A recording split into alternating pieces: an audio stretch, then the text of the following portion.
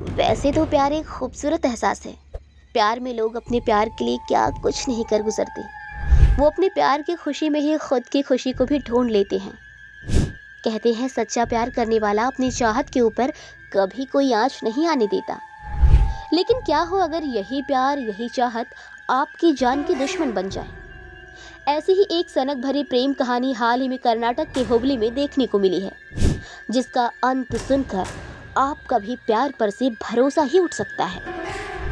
एक प्रेमी जो कुछ महीनों पहले तक अपने प्यार की दुहाई देते नहीं थकता था, उसी प्रेमी ने अपनी जान से भी प्यारी प्रेमिका के जीवन का अंत ही कर डाला। आखिर क्या वजह थी जिसने एक प्रेमी को कातिल बनने पर मजबूर कर दिया? हम बात कर रहे हैं नेहा हीरामठ मर्डर केस की। नेहा हीरामठ जो कि कर्नाटक के कांग्रेस पार्षद निरंजन हीरामठ की बेटी थी और बीवीबी कॉलेज हुबली की एमसीए फर्स्ट ईयर की स्टूडेंट भी थी। उसे उसके ही कॉलेज कंपाउंड में चाकुओं से गोद गोद कर मार डाला गया। सबसे बड़ी बात यह है कि नेहा को मारने वाला कोई शातिर अपराधी नहीं, बल्कि नेहा से प्यार करने वाला उसका प्रेमी था। आखिर ऐसा क्या हुआ जो नेहा के प्रेमी फयाज ने कॉलेज कंपाउंड के अंदर ही नेहा को बहुत ही बेरहमी के साथ चाकू से हमला कर मार डाला? इस सवाल का जवाब जानने के लिए हमें नेहा और फयाज की जिंदगी में कुछ समय पीछे जाना होगा और जानना होगा कि आखिर वास्तविकता क्या है। घटना है 18 अप्रैल 2024 शाम के करीब 4 बजे से लेकर 4:45 की, जहां बच्चों के एग्जाम चल रहे थे। नेहा भी आज करीब 2 महीने के लंबे गैप के बाद टाइफाइड जैसी बीमारी से लड़कर एग्जाम देने कॉलेज आई थी। उसने एग्जाम दिया और एग्जाम सेंटर से बाहर निकलने के बाद अपनी मां को फोन लगाया, जो कि कॉलेज कंपाउंड के बाहर उसका बेसब्री से इंतजार कर रही थी। नेहा ने उन्हें बताया कि पेपर खत्म हो गया है और अब वो बाहर आने वाली है। इतना कहकर नेहा ने फोन कट कर दिया और कंपाउंड से होते हुए बाहर जाने लगती है। तभी नेहा के सामने एक लड़का आता है, जिसे देखकर नेहा थोड़ा नर्वस हो जाती है। वो उसे इग्नोर कर आगे बढ़ने की सोचती है। तभी वो होता है जिसकी नेहा ने कल्पना भी नहीं की थी।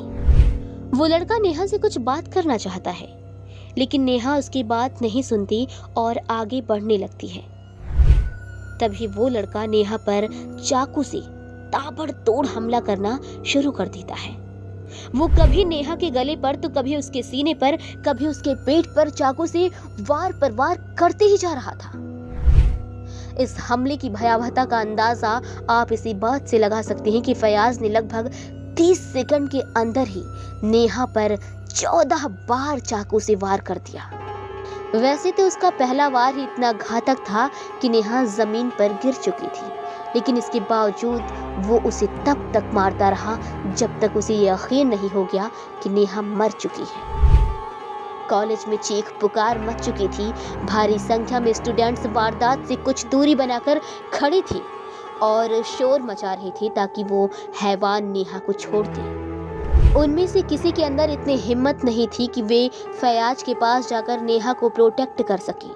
सभी फयाज के हाथों में चाकू और आंखों में खून देखकर डर चुके थे। अंत में फयाज को जब ये यकीन हो गया कि नेहा मर चुकी है तो वो वहां से बाहर जाने लगता है। हालांकि वो इसमें कामयाब नहीं हो पाता और पकड़ा जाता है। इधर बच्चे और कॉलेज स्टाफ मिलकर जख्मी नेहा को लेकर KIMS हॉस्पिटल पहुंचते हैं, जो कि कॉलेज से लगभग 2 किलोमीटर की दूरी पर होता है। लेकिन अफसोस, वहां पहुंचने से पहले ही नेहा जिंदगी की जंग हार चुकी थी, यानी कि उसकी मौत हो चुकी थी। दूसरी तरफ जब उस लड़के से पूछताछ की जाती है कि वो कौन है, नेहा से उसकी क्या दुश्मनी थी, तो जो बात निकलकर सामने आती है वो बेहद चौंकाने वाली होती है। वो लड़का अपना नाम फयाज बताता है।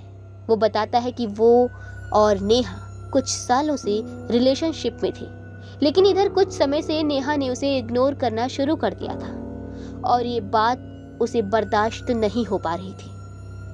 वो बार बार नेहा से कांटेक्ट करने की कोशिश भी कर रहा था, लेकिन वो उसे कांटेक्ट नहीं कर पा रहा था।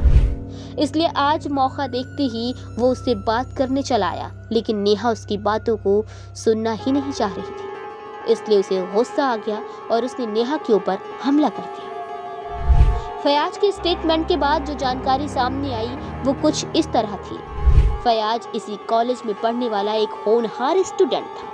वो और नेहा बीसीए की पढ़ाई के दौरान सहपाठी रह चुके थे, मगर किन्हीं कारणों की वजह से फयाज का परफॉर्मेंस पढ़ाई में डाउन होने लगा और वो फेल हो गया। फयाज जो कि एक होनहार स्टूडेंट था, वो इस बात को फेस नहीं कर पा रहा था और उसने कॉलेज आना ही बंद कर दिया। इस दौरान वो केवल अपने घर पर रहा करता था। वो किसी से नहीं मिलता था और ना ही जॉब वगैरह के बारे में भी नहीं सोचता था। उसकी माँ की माने तो वो गहरे डिप्रेशन में चला गया था, लेकिन इस दौरान भी उसने जो एक बात नहीं छोड़ी थी वो थी नेहा से शादी की जिद। फयाज की माँ के अनुसार फयाज अक्सर ही नेहा के बारे में बातें किया करता था। वो उससे शादी करने के सपने देखा करता था, मगर उसकी माँ उसे समझाती थी कि एक बार सक्सेस हो जाओ, कोई मुकाम हासिल कर लो, तब नेहा के सामने शादी का प्रस्ताव रखना। जवाब में फयाज कुछ भी नहीं कहता था। फयाज की माँ ने बताया कि 13 अप्रैल को फयाज ये कहकर घर से निकला कि वो अब बैठे बैठे बोर हो चुका है और वो अब नौकरी की तलाश में जाना चाहता है। ये कहकर वो घर से निकल गया, जिसके बाद उन्हें 18 अप्रैल को यह खबर मिली कि फयाज ने नेहा का मर्डर कर दिया है। फयाज की मां ने फयाज की इस हरकत पर शर्मिंदगी भी जाहिर की। दूसरी तरफ फयाज के पिता, जो कि फयाज और उसकी मां से अलग रहते हैं और एक शिक्षक हैं, उन्होंने भी फयाज की हरकत पर शर्मिंदगी जाहिर करते हुए कहा कि लगभग 7-8 महीना पहले नेहा के परिवार वालों ने फोन करके उनसे फयाज की शिकायत की थी कि वो उनकी बेटी नेहा को परेशान कर रहा था, जिसके बाद उन्होंने फयाज को बुलाकर समझाया भी था, लेकिन उन्हें इस बात का तनिक भी अंदेशा नहीं था कि फयाज ऐसा भी कोई कदम उठा सकता है। उन्होंने साफ साफ कह दिया कि फयाज को उसके किए के लिए कड़ी से कड़ी सजा मिलनी चाहिए। दूसरी ओर नेहा की फैमिली का फयाज को लेकर कहना कि वो निहायत ही बदकिरदार लड़का था। हिरेमत परिवार ने पुलिस को बताया कि फयाज उनकी बेटी नेहा को पिछले कई महीनों से काफी ज्यादा परेशान कर रहा था। वो नेहा से दोस्ती करना चाहता था, लेकिन नेहा इसके लिए तैयार बिल्कुल नहीं थी। उसने उसे साफ साफ मना कर दिया था। उसने उससे कहा था कि वे अलग अलग धर्म से बिलोंग करते हैं, इसलिए ये पॉसिबल नहीं है, लेकिन फयाज ने उसका पीछा करना बंद ही नहीं किया। इसी कारण नेहा के घर वालों ने 5-6 महीने पहले फयाज को अपनी बेटी से दूर रहने के लिए समझाया भी था। वे फयाज की बदतमीजियों के कारण अपनी बेटी को खुद ही कॉलेज छोड़ने और पिक करने भी जाया करते थे, लेकिन उन्हें क्या पता था कि वे बाहर तो उसे प्रोटेक्ट कर रहे हैं, लेकिन फयाज दूसरा प्लान भी बना रहा है। वो कॉलेज के अंदर ही उनकी बेटी पर हमला कर उसे जान से मार देने वाला है। दोनों फैमिली की इस घटना पर अपनी अपनी राय है। इन सारी बातों में कितनी सच्चाई है ये तो फयाज ही बता सकता है, या फिर नेहा, जो कि अब इस दुनिया में है ही नहीं। कारण चाहे जो भी रहा हो, लेकिन क्या किसी की हत्या किसी बात का हल हो सकता है? क्या प्यार बस पा लेने का ही नाम है? मेरे ख्याल से तो प्यार में इंसान अपने प्यार की खुशी के लिए कुछ भी कर सकता है। वो उसकी खुशी के लिए उसे खुद से दूर भी जाने दे सकता है। लेकिन ये तो ओपिनियन, मेरा पर्सनल ओपिनियन था। आपके इस बारे में क्या राय है? कमेंट करके हमें जरूर बताइएगा। ये घटना कॉलेज की व्यवस्था पर सवाल उठाती है कि कैसे कॉलेज कंपाउंड के अंदर कोई किसी की जान ले सकता है। कॉलेज के अंदर एक स्टूडेंट के हाथों दूसरे स्टूडेंट के कत्ल की वारदात इतनी भयानक थी कि इसने हुबली के साथ साथ पूरे कर्नाटक को हिलाकर रख दिया। गुनहगार को कड़ी से कड़ी सजा दिलाने के नाम पर हुबली से लेकर बेंगलुरु तक में विरोध प्रदर्शन की शुरुआत हो गई। इस वारदात के बहाने सवाल कर्नाटक के लॉ एंड ऑर्डर पर भी उठाए जाने लगे। हालत ये हुई कि कर्नाटक के मुख्यमंत्री सिद्धारमैया को भी इस मामले पर अपना पक्ष स्पष्ट करना पड़ा। सीएम का कहना था कि कत्ल की ये वारदात दोनों पक्षों के बीच का निजी कारणों की वजह से हुई। इसका लॉ एंड ऑर्डर से कोई सीधा ताल्लुक नहीं है। पुलिस सूत्रों की माने तो आरोपी फयाज मूल रूप से कर्नाटक के बेलगावी जिले के सवादत्ती का रहने वाला है। उसके पिता एक सरकारी स्कूल में टीचर हैं। 6 महीने पहले वो अपने इम्तिहान में फेल हो गया था। इसके बाद से उसने कॉलेज जाना बंद कर दिया।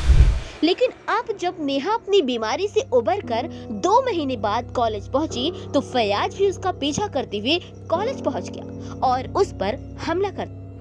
अब तक की जांच में पता चला है कि फयाज नेहा के लव प्रपोजल से कुछ इतना बौखला गया था कि उसने नेहा पर हमला कर उसकी जान ही ले ली। जाहिर वो काफी दिनों से तैयारी कर रहा था।